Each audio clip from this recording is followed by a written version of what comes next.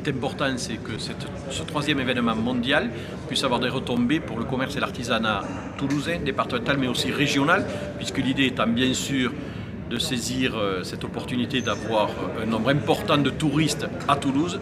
Mais l'idée, c'est de leur dire, écoutez, venez voir un match, profitez de Toulouse, mais profitez aussi les jours d'après de la région. On a une belle région avec des ports magnifiques, avec un patrimoine gastronomique qui est très important, avec une diversité commerciale à Toulouse très importante. Donc il y a de quoi occuper les touristes, non seulement un jour juste pour le match, mais au-delà.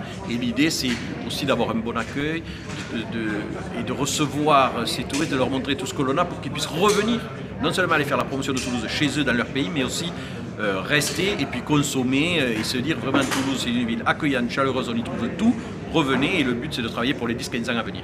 Il y aura des marchés, les halles ouvertes qui vont s'ouvrir le lundi notamment, alors que d'habitude elles sont fermées.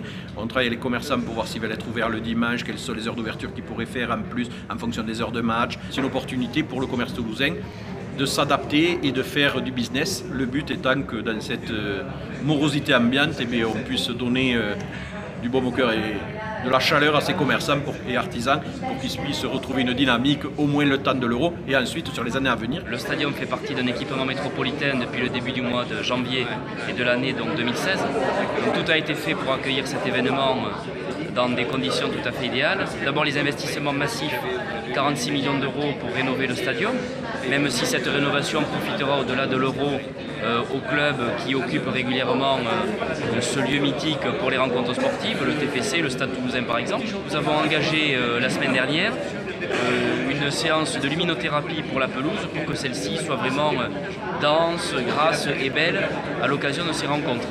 Par ailleurs, l'UEFA s'est engagé à verser à la ville de Toulouse 2 millions d'euros pour faire des travaux de rénovation sur des équipements sportifs qui accueilleront du football, notamment dans les quartiers.